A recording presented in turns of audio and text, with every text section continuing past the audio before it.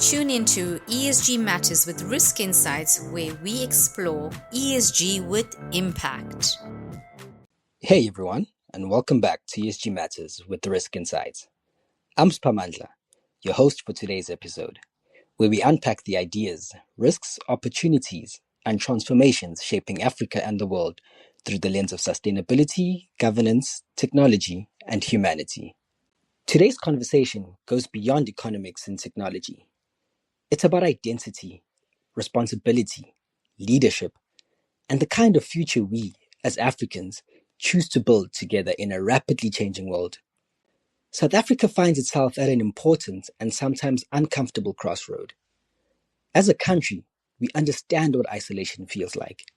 During apartheid, many African nations stood beside South Africa through solidarity, sacrifice, diplomacy, and support for liberation movements. Africa carried South Africa during some of its darkest moments in history. As the continent works towards deeper integration through trade, infrastructure, technology, and the movement of people, tensions around immigration and social pressure have created difficult conversations within our own borders. But I believe this conversation must be approached with balance and honesty. Protecting national laws, borders, and economic opportunities is important for any sovereign country. But at the same time, we must be careful not to allow frustration, economic hardship, or isolated incidents to divide Africans from one another.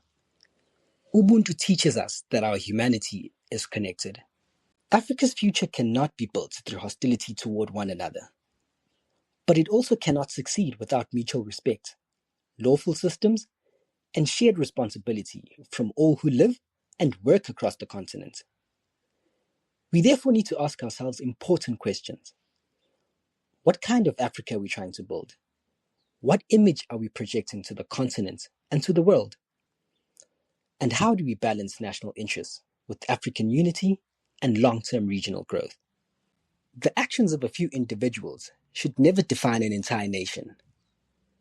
South Africa remains part of a much bigger African story.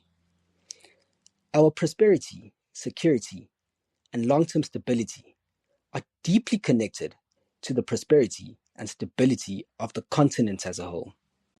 Across Africa, countries are beginning to reduce trade barriers, strengthen regional integration, and unlock greater economic cooperation through initiatives such as the African Continental Free Trade Area. At a time when the global economy itself is shifting and geopolitical alliances are being redefined, Africa has a historic opportunity to industrialize, innovate, and reposition itself globally. But division weakens us.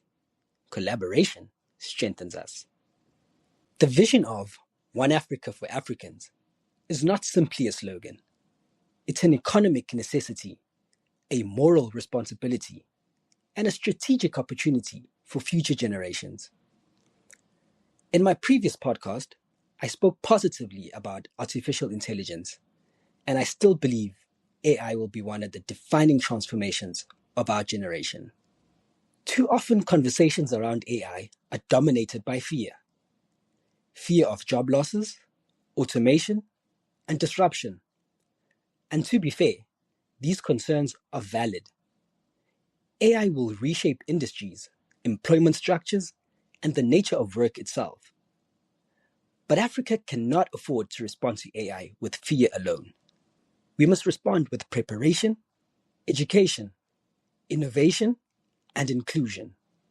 As AI continues to evolve, governments, educators, businesses, and civil society need to work together to ensure that young people and working professionals are equipped for this transition. We must carefully assess both the risks and the opportunities associated with AI adoption, including its impact on employment, retrenchments, and jobs that may become obsolete over time. At the same time, we must recognize Africa's greatest advantage, our youth population. Africa is the youngest continent in the world.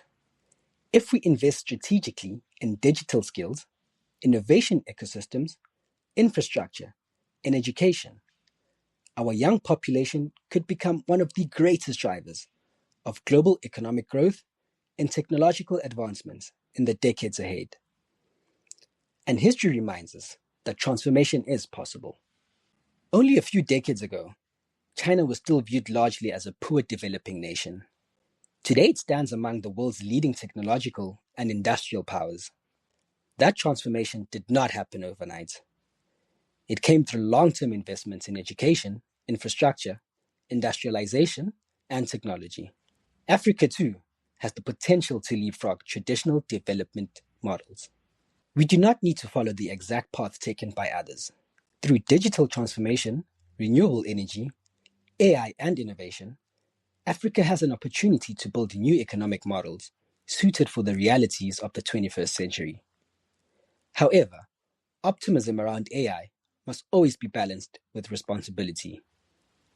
Data protection, cybersecurity, misinformation, digital manipulation, and even the misuse of AI by criminal or extremist groups are becoming serious global concerns. AI governance can no longer remain fragmented or reactive. There is a growing need for universal ethical frameworks, stronger governance standards, and coordinated regulatory approaches that address both the technological and human dimensions of AI. Technology itself is neither good nor bad.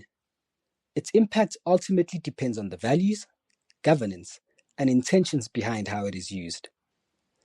As Africa participates in the global AI revolution, we must ensure that our people, institutions, researchers, and policymakers are actively shaping the rules, not simply inheriting them from elsewhere.